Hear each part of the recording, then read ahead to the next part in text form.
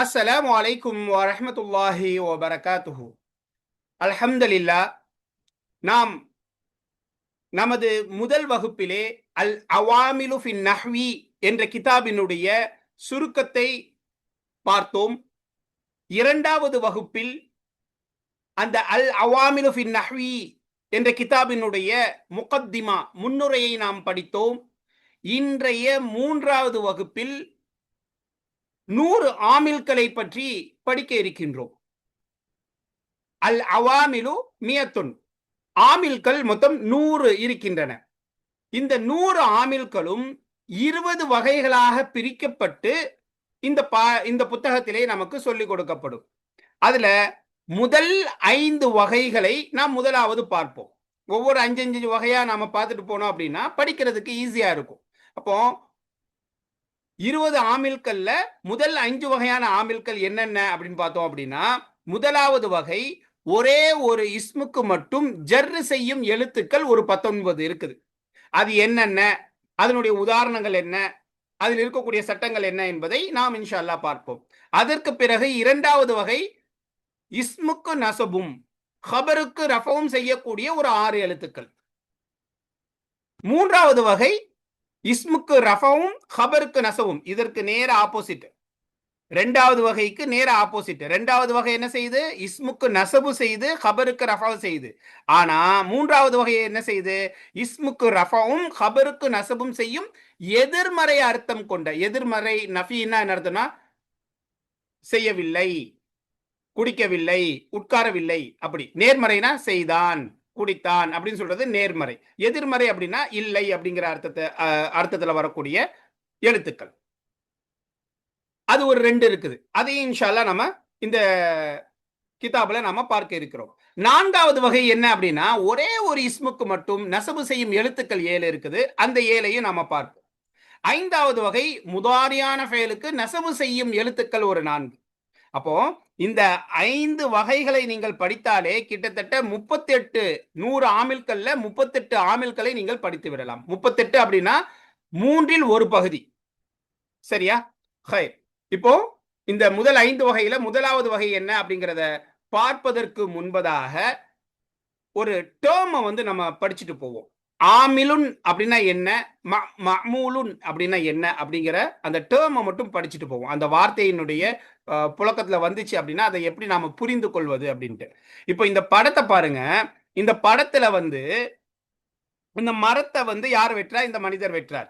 சரியா? வெட்டக்கூடியவர் யாரு? இந்த மனிதர். வெட்டப்படுறது எது? இந்த மரம். அப்போ அரபுல தெரிஞ்சிருந்தா உங்களுக்கு தெரியும். ஃபாயில் ஒரு செயலை செய்யக்கூடியவர். ஃபாயில் ஒரு செயலை செய்யக்கூடியவர். அப்போ ஆமில் இந்த வெட்டுதல் என்ற செயலை செய்யக்கூடியவர். ஆமில் யார் அப்படின்னா இந்த மனிதர். அப்போ வெட்டப்பட்டது எது? இந்த மரம். அதுக்கு மஅமூல் என்று சொல்வார்கள். மஃஊல் ஒரு செயல் செய்யப்பட்ட இடம் அல்லது பொருள். இந்த வெட்டுதல் என்ற செயல் செய்யப்பட்ட பொருள் எது? இந்த மரம். அப்போ ஒரு செயலை செய்யக்கூடியதுக்கு ஆமில் என்று சொல்லுவோம். செய்யப்பட்ட அந்த பொருள், அந்த வார்த்தைக்கு மஅமூல் என்று சொல்லுவோம். இப்ப இங்க எடுத்துக்கிட்டீங்கன்னு வச்சுக்கோங்களேன். ஃபில் பைத்தி வீட்டிலே, வீட்டில். இப்போ இந்த ஃபீ என்ன செய்யுது அப்படின்னா, இந்த பைத் அப்படிங்கிற பைத்துன் அல் பைத்து என்பதற்கு ஜர்ரு செய்யுது, கஸ்ரா கொடுக்குது. சரியா? இப்போ இந்த ஜர்ருடைய நிலைமையை பைத்துக்கு கொடுத்தது யார்? இந்த அமலை செய்தது யார்? செய்யக்கூடியது எது அப்படின்னா ஃபீ. அப்ப இந்த ஃபீ இருக்கு பாத்தீங்களா, அதுக்கு ஆமில் என்று சொல்லுவோம். எந்த வார்த்தையில் இந்த ஆமில் செயல் நடைபெற்றிருக்குதோ அப்படிப்பட்ட அந்த வார்த்தைக்கு மஅமூல் என்று சொல்லுவோம். இத ஒரு டேர்ம், இத ஜஸ்ட் தெரிஞ்சுக்கிறதுக்காக வேண்டி சொல்றேன். அப்போ ஆமில்னா என்ன, மஅமூல்னா என்ன அப்படிங்கறத தெரிஞ்சுக்கிறதுக்காக வேண்டி இத நாம போட்டிருக்கிறோம். சரியா? அடுத்து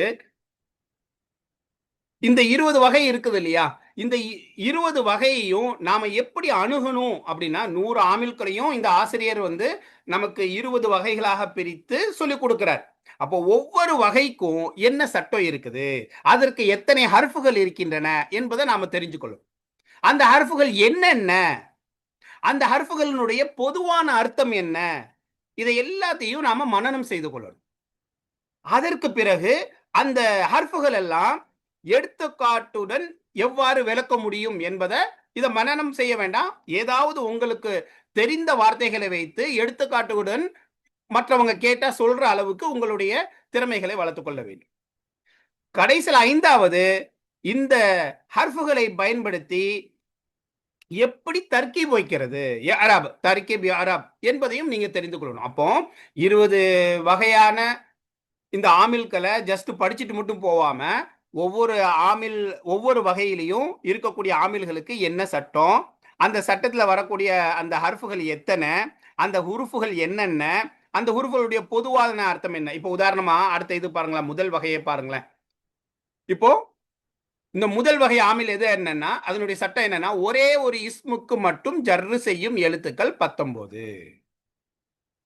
அப்போ உங்கள்ட்ட யாராவது கேட்டாங்க ஒரே ஒரு இஸ்முக்கு ஜர்ரு செய்யும் எழுத்துக்கள் எத்தனை அப்படின்னா சொல்ல தெரியணும் 19. அவை என்னென்ன?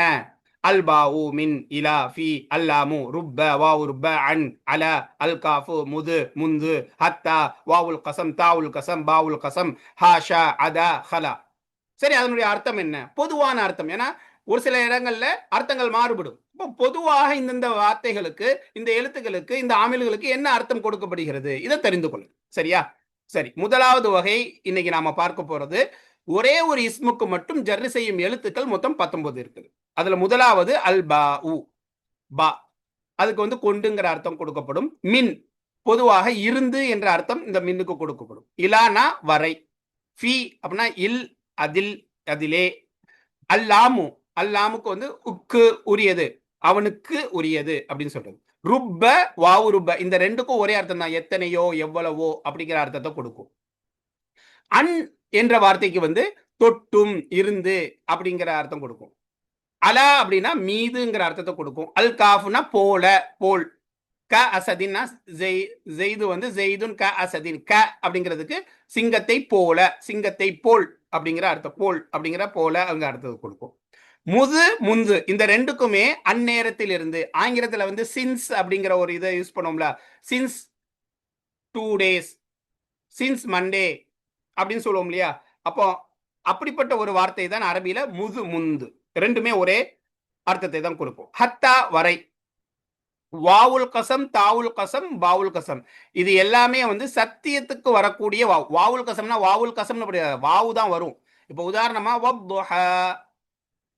அந்த இதுல வாவு வந்து கசமுடைய வாவு. அப்ப வாவுல் கசம், வாவுல் கசம் துஹான்னு வராது, வா அல்லுஹான் தான் வரும்.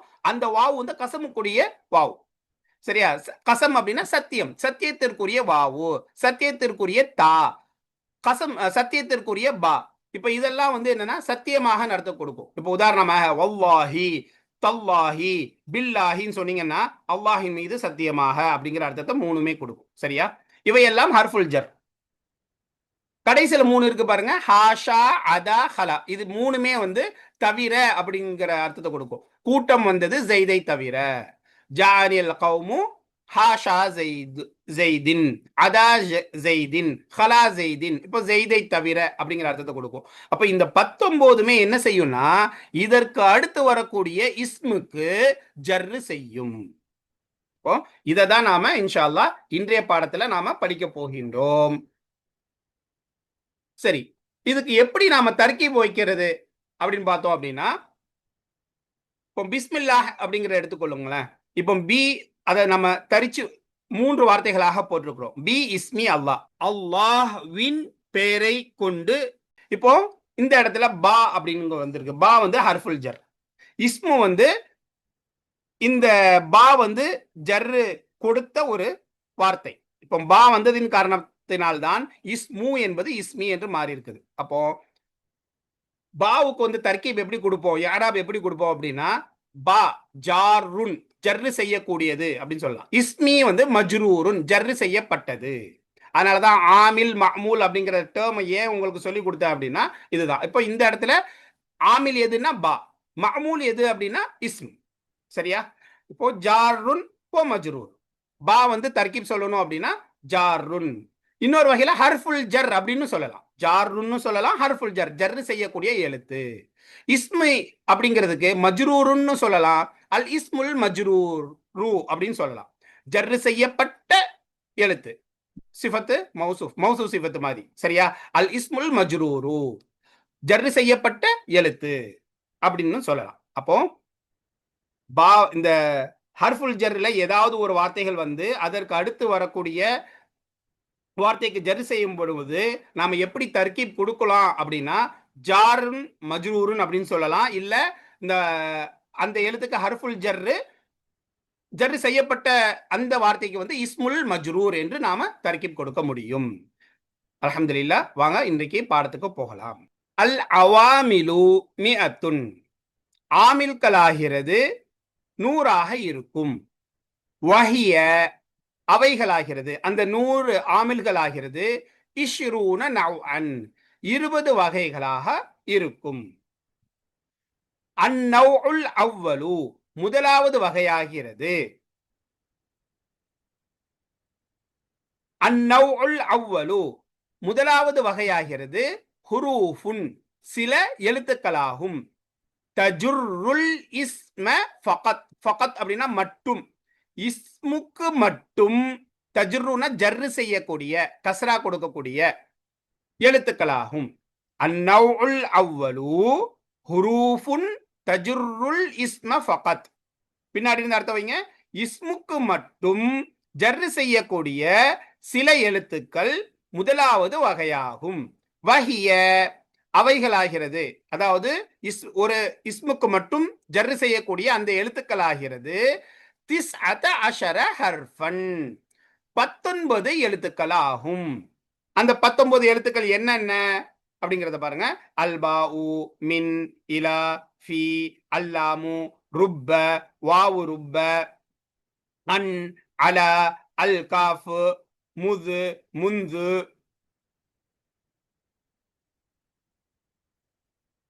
ஹத்தா, வாவுல் கசம், கசமுடைய வாவு, தாவுல் கசம், கசமுக்குரிய தா, பாவுல் கசம், கசமிற்குரிய பா, ஹாஷா, அதா, ஹலா, இந்த 19 எழுத்துக்கள் ஆகும். இப்ப இந்த 19 எழுத்துக்களையும் அவங்க உதாரணத்தோடு நமக்கு ஆசிரியர் அவர்கள் சொல்லிக் கொடுக்கிறார்கள். இப்போ முதலாவது எழுத்து என்ன? அல் பாஉ. முதலாவது எழுத்து அல் பாஉ. நஹு, உதாரணமாக. நஹு அப்படின்னா உதாரணமாக. பிஸ்மில்லாஹிர் ரஹ்மானிர் ரஹீம், அளவற்ற அருளாளனும் நிகரற்ற அன்புடையோனுமாகிய அல்லாஹ்வின் பெயரை கொண்டு ஆரம்பம் செய்கின்றேன். இப்போ பா அப்படிங்கிறது என்ன செஞ்சிருக்குது அப்படின்னா, அதற்கு அடுத்து வரக்கூடிய இஸ்மு என்ற வார்த்தைக்கு ஜர்ரு செஞ்சிருக்குது. அப்ப இதுக்கு தர்கீப் சொல்லணும் அப்படின்னா, பாவுக்கு வந்து ஹர்ஃபுல் ஜர், இஸ்முக்கு வந்து இஸ்முல் மஜ்ரூர் அப்படின்னு சொல்லலாம். இல்ல இன்னொரு வகையில சொல்லணும் அப்படின்னா, பாவுக்கு வந்து ஜாருன்னு சொல்லலாம், இஸ்முக்கு வந்து மஜ்ரூருன் அப்படின்னு சொல்லலாம். ஜாருன் மஜ்ரூருன்னு சொல்லலாம், அல்லது ஹர்ஃபுல் ஜர் இஸ்முல் மஜ்ரூர் அப்படின்னு சொல்லலாம். இரண்டாவது எழுத்து என்ன? மின். மின்னுக்கு வந்து என்ன அர்த்தம் கொடுக்கப்படும்? இருந்து அப்படிங்கிற அர்த்தத்தை கொடுக்கப்படும். நஹு, உதாரணமாக அஊது பில்லாஹி மினஷ் ஷைத்தானிர் ரஜீம். பின்னாடி இந்த அர்த்தம் வைங்க. ரஜீம் அப்படின்னா விரட்டப்பட்ட, விரட்டப்பட்ட ஷைத்தானிடம் இருந்து அல்லாஹ்வை கொண்டு நான் பாதுகாவல் தேடுகிறேன். அஊது அப்படின்னா நான் பாதுகாவல் தேடுகிறேன். இப்போ இங்க என்ன சட்டம்? மினஷைத்தான், மினஷைத்தான் இருக்கு பாத்தீங்களா? இங்க மின்னுங்கிறது ஹர்ஃபுல் ஜர், ஜர்ருடைய எழுத்து. இது என்ன செய்யும்? இதற்கு அடுத்து வரக்கூடிய அந்த இஸ்முக்கு ஜர்ரு செய்யும், கசரா கொடுக்கும். இப்போ அந்த அடிப்படையில ஷைத்தானுக்கு வந்து என்ன செய்யப்பட்டிருக்கு? ஜர்ரு வந்திருக்குது. இப்போ இந்த இடத்துல எப்படி நாம தர்கீப் கொடுப்போம், யாராபு கொடுப்போம்? தர்கீப் யாராப்னா பெருசா எதுவும் இல்லைங்க. வாக்கிய அமைப்பு, அதாவது இலக்கண அமைப்பு எப்படி கொடுப்போம்னா, இலக்கணத்துல மின்னு வந்து ஹர்ஃபுல் ஜர் அல்லது ஜாருன், ஷைத்தான் என்பது இஸ்முல் மஜ்ரூர், ஜர்ரு செய்யப்பட்ட பெயர் சொல் அல்லது மஜ்ரூருன் என்று சொல்லும். சரியா? மூன்றாவது எழுத்து என்ன? இலா.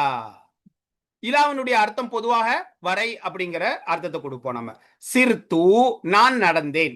மினல் பசரதி இலல் கூஃபதி, பசராவிலிருந்து கூஃபா வரை, கூஃபா வரை. இப்ப இந்த உதாரணத்துல நாம பார்க்க போறது இது மின்னும் ஹர்ஃபுல் ஜர் தான். ஆனா இந்த உதாரணத்துல நாம எதுக்காக வேண்டி இந்த உதாரணத்தை கொண்டு வந்திருக்கோம்னா, இலாவுக்காக வேண்டி. சரியா? மின்னு ஹர்ஃபுல் ஜர் தான் மினல் பசரதி அப்படிங்கிறத இங்க இது கொடுப்போம். சிர்து நான் நடந்தேன். மினல் பசரதி பசராவிலிருந்து இலல் கூஃபதி கூஃபா வரை. சிர்துக்கு வந்து ஃபஅல் தமீர் ஃபாயில்னு சொல்லலாம். மின் ஹர்ஃபுல் ஜர் அல் பசரதி இஸ்முல் மஜ்ரூர்.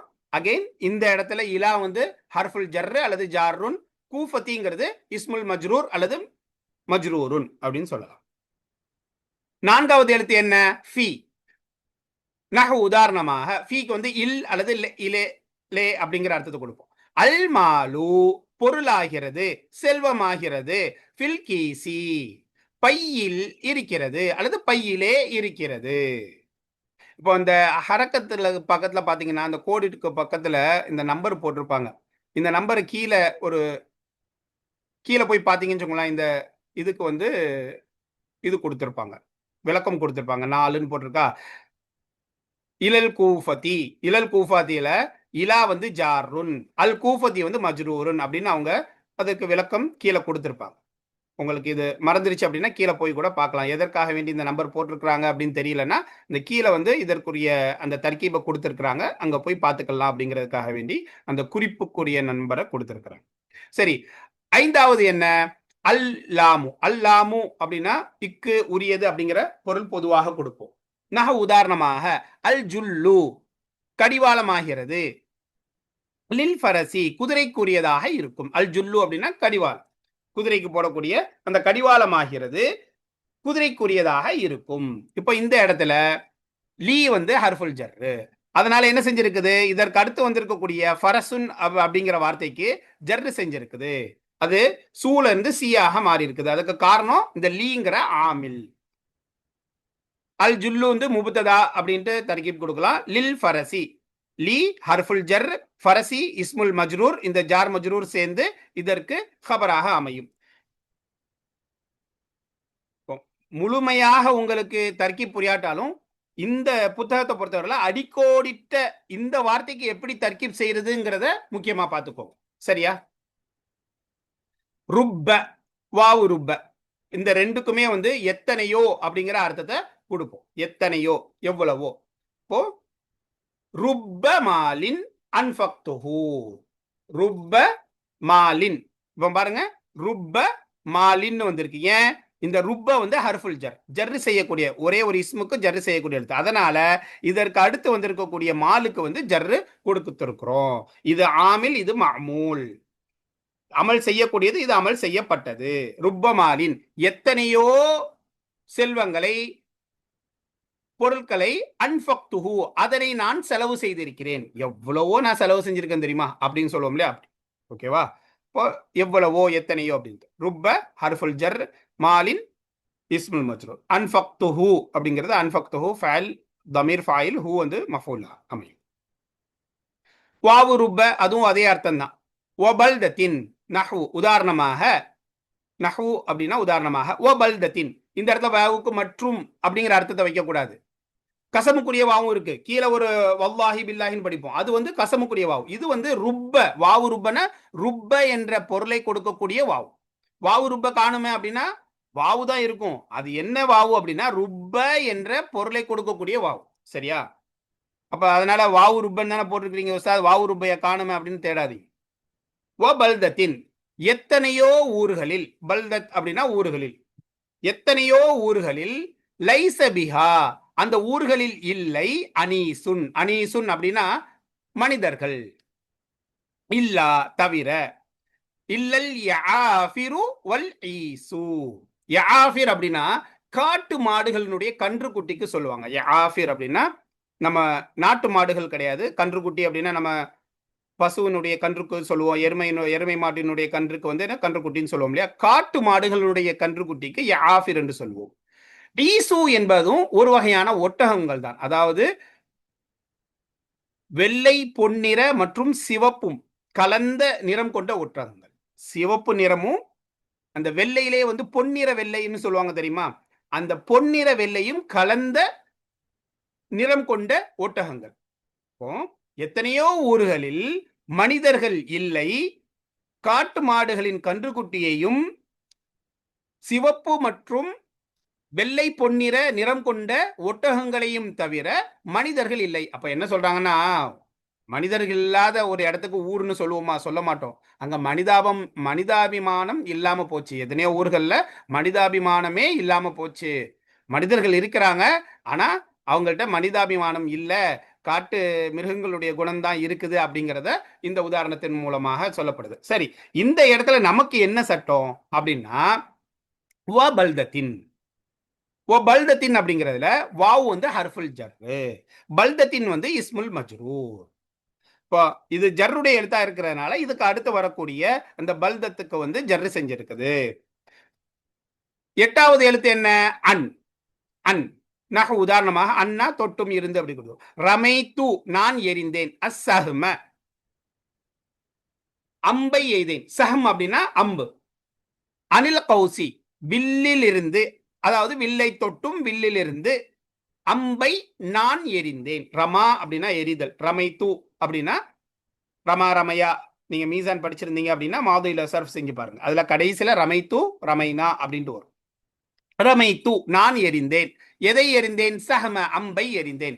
அனில் கௌசி வில்லில் இருந்து அம்பை நான் எரிந்தேன். சரி, இதுல என்ன சட்டம்? இந்த உதாரணத்துல நாம பார்க்கக்கூடிய சட்டம் என்ன?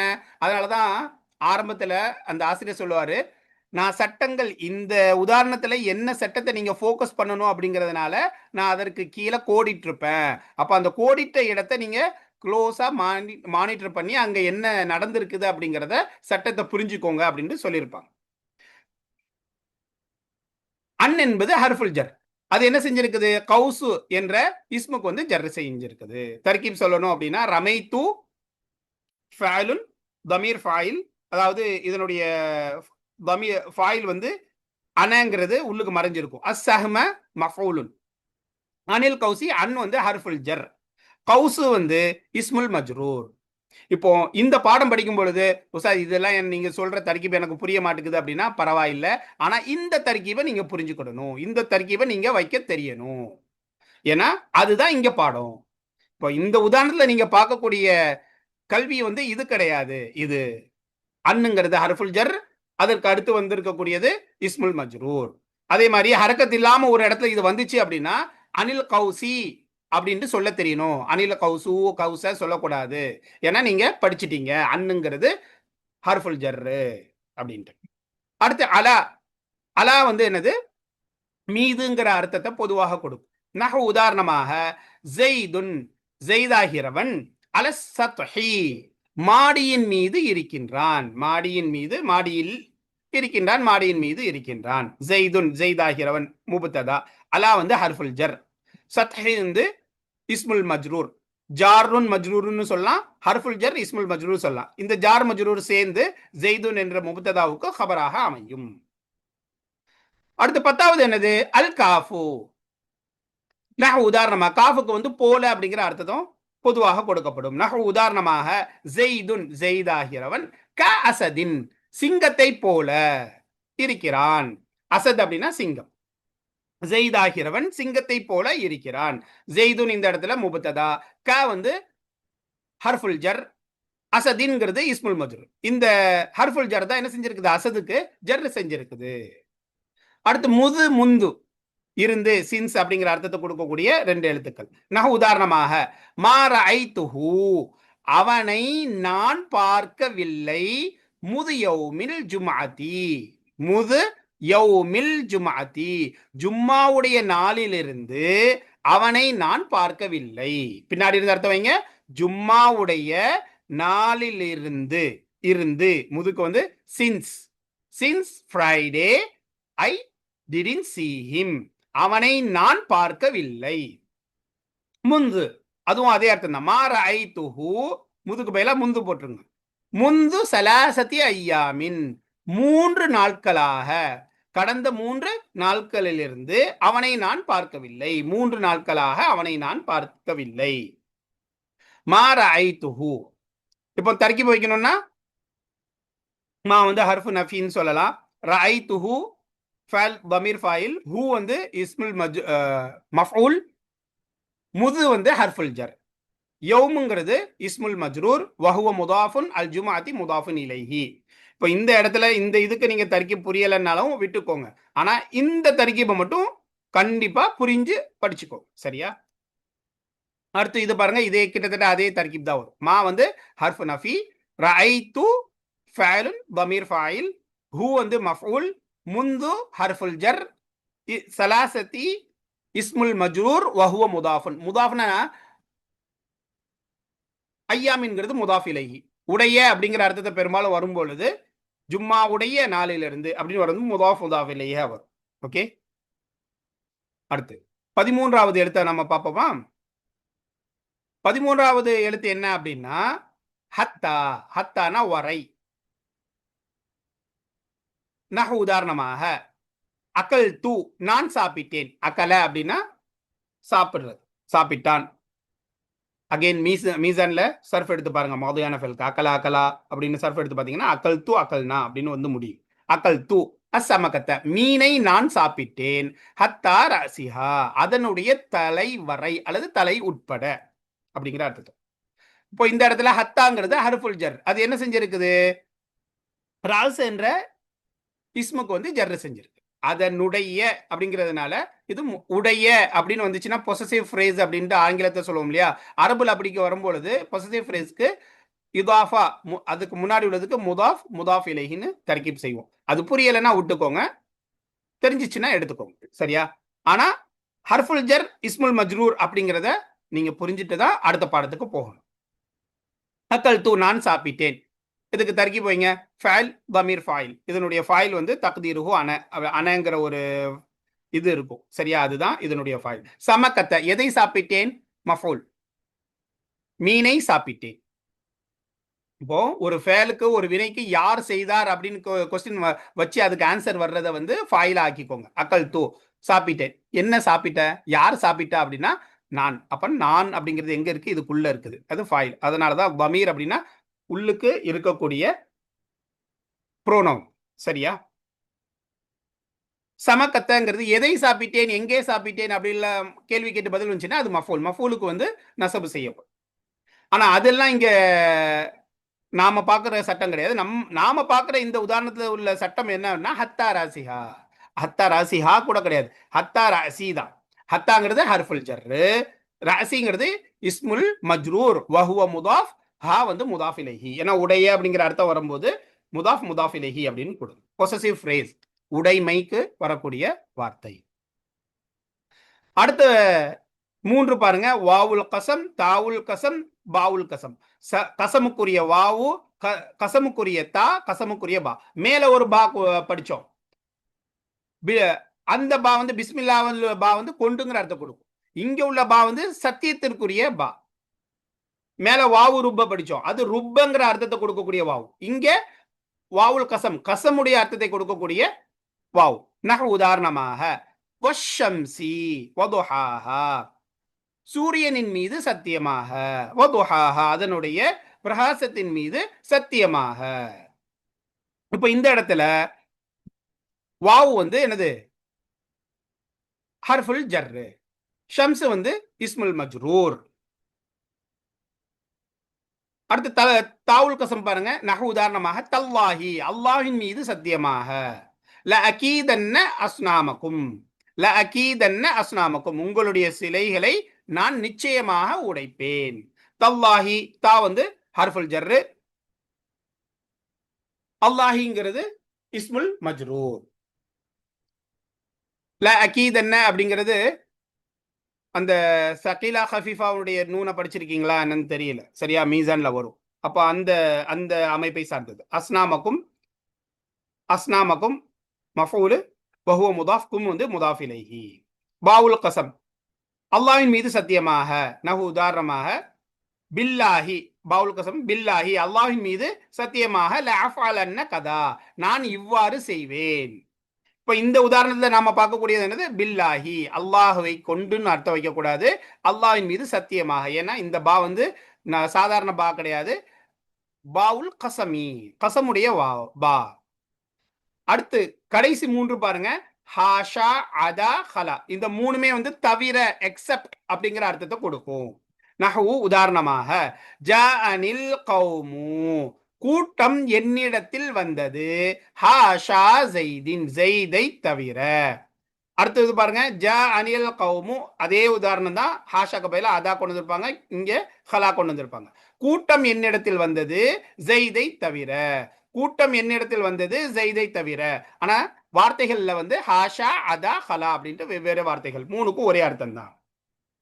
இப்போ என்ன இங்க சட்டம் அப்படின்னா, ஹாஷா அதா ஹலா மூணுமே வந்து ஹர்ஃபுல் ஜர். அதற்கு அடுத்து வந்திருக்கக்கூடிய இந்த ஜர் செய்யப்பட்ட இந்த எழுத்துக்கு வந்து தர்க்கீப் வைக்கிறது இஸ்முல் மஜ்ரூர்னு கொடுப்போம். முழு சென்டென்ஸுக்கும் நீங்க தர்க்கீப் வைக்கணும்னா ஜாஅ ஃபஅலுன், நீ என்பது நூனை விகாயா அப்படின்னு சொல்லுவாங்க. விகாயா அப்படின்னா பாதுகாக்கக்கூடிய நூன் அப்படின்ட்டு. என்னன்னா ஜாவுக்கு ஃபேலுக்கு வந்து ஜர்ரு வராது அப்படின்ட்டு நம்ம பார்த்துருப்போம், முன்னாடியே சொல்லியிருப்பாங்க. ஃபேலுக்கு ஜர்ரு வராது, இஸ்முக்கு ஜஸ்மு வராது அப்படின்ட்டு. இப்போ இந்த யா வந்து முத்தக்கல்லிமுடைய யா, என்னுடைய, எனக்கு அப்படிங்கிற வரக்கூடிய முத்தக்கல்லிமுடைய யா ஏதாவது எழுத்தோட சேர்ந்து வரும் பொழுது அதற்கு முன்னாடி உள்ள எழுத்துக்கு ஜர்ரு செய்யும். கலம் அப்படின்னா கலமுன், பேனா. என்னுடைய பேனாக்கு என்ன செய்வோம், கலமீ அப்படின்னு சொல்லுவோம். கலமுயி அப்படின்னு சொல்ல மாட்டோம். அந்த மீமுக்கு வந்து கலமுன்னுக்கு பதிலாக அந்த முன்ன வந்து கலமீ, மீமுக்கு வந்து கசரா செய்வோம். அப்போ அந்த அடிப்படையில் இந்த முத்தக்கல்லிமுடைய யா வந்து ஜா உடைய சேரும் பொழுது அந்த ஜா ஆக்கு வந்து கசரா கொடுக்கக்கூடிய ஒரு சூழ்நிலை வந்துடும். ஆனா ஃபேல்கல்ல வந்து ஜர்ரு வராது. இந்த சட்டத்தை பாதுகாப்பதற்காக வேண்டி நூனுங்கிற எக்ஸ்ட்ராவாக ஒரு பாதுகாக்கக்கூடிய ஒரு நூனை கொண்டு வந்து அந்த கசரை வந்து இங்க கொடுத்துருவோம். ஜானி நுன் விகாயா. யா வந்து அல் முத்தக்கல்லிம் மஃபூல், சரியா. கவுமு மஃபூல் முகத்தம் முனர். யார் வந்தாங்க, அந்த கூட்டம் வந்தது. கவுமு வந்து ஃபாயில், ஹாஷா வந்து ஹர்ஃபுல் ஜர்ரு, ஜெயிது வந்து இஸ்முல் மஜ்ரூர். அதே தர்கீப் தான் இந்த அடுத்து வரக்கூடிய இரண்டுக்கும். ஜாஅ ஃபஅலு, நூன் வந்து நூனை விகாயா, யா முத்தக்கல்லிம் மஃபூல் முகத்தம். ஏன்னா முகத்தம் அப்படின்னா முற்படுத்தி வந்திருக்குன்னு அர்த்தம். பொதுவாக எப்படி வரணும், ஃபேலுக்கு அப்புறம் ஃபாயில் வரணும், ஃபாயிலுக்கு அப்புறம் மஃபூல் வரணும். இப்போ என்ன செஞ்சிருக்குது, மஃபூலுக்கு ஃபாயில் பின்னாடி வந்திருக்குது, மஃபூல் முன்னாடி வந்திருக்குது. அதனால மஃபூல் முகத்தம், முற்படுத்தப்பட்ட மஃபூல் அப்படின்னு சொல்லுவோம். கவுமுக்கு வந்து ஃபாயில், ஃபாயில் முஅக்கர், பிற்படுத்தப்பட்ட ஃபாயில் அப்படின்னு சொல்லிக்கலாம், சரியா. இது புரியலைன்னா கவலைப்படாதீங்க, பின்னாடி போக போக படிச்சிடலாம். ஆனா நீங்க இந்த உதாரணத்துல கண்டிப்பாக பார்க்க வேண்டிய தர்கீபு இதுதான். அதா ஜெய்தின், அதாங்கிறது ஹர்ஃபுல் ஜர், ஜெய்துங்கிறது இஸ்முல் மஜ்ரூர். அடுத்து ஜாஅனில், அதே தான். ஜாஅ ஃபஅலு, நூன் ஹர்ஃபுல் நூனை விகாயா, ஹர்ஃபுல் விகாயா, யா வந்து மஃபூல் முகத்தம், கவுமு வந்து ஃபாயில் முஅக்கர், ஹலா ஹர்ஃபுல் ஜர், ஜெய்துங்கிறது இஸ்முல் மஜ்ரூர். அல்ஹம்துலில்லாஹ். இதுல வந்து நம்ம என்ன செஞ்சிருக்கிறோம், மொத்தம் இஸ்முக்கு மட்டும் ஜெரத் செய்யக்கூடிய 19 எழுத்துக்களை பார்த்திருக்கிறோம். தயவு செஞ்சு இந்த 19 எழுத்துக்களையும் மனனமாக, சரளமாக மனனமாக சொல்லக்கூடிய ஒரு பிராக்டிஸ பண்ணிக்கோங்க. அதே போல இந்த 19 எழுத்துக்களுடைய பொதுவான அர்த்தம் என்ன, அதற்கு எப்படி உதாரணத்தை கொண்டு விளக்குவது. இந்த அர்த்தம், இந்த உதாரணம் தான் சொல்லணும்னு இல்லை. நீங்க உங்களுக்கு ஏதாவது தெரிந்த எளிதான எளிமையான வார்த்தையை வைத்து உதாரணத்தை கூட நீங்க அமைத்துக் கொள்ளலாம். ஆனா சொல்ல தெரியணும். அதே போல இந்த ஹர்ஃபுகளை வைத்து தர்கீபை எப்படி நீங்க விளக்குறது, இலக்கண அமைப்பை எப்படி விளக்குது அப்படிங்கிறதையும் நீங்க பயிற்சி செஞ்சு கொள்ளுங்க. இன்ஷா அல்லாஹ் அடுத்த வகுப்பில் நாம் இரண்டாவது மூன்றாவது வகையை பார்க்கலாம். ஜஸாக்குமுல்லாஹ் ஹைர். அஸ்ஸலாமு அலைக்கும் வரஹ்மத்துல்லாஹி வபரகாத்துஹு.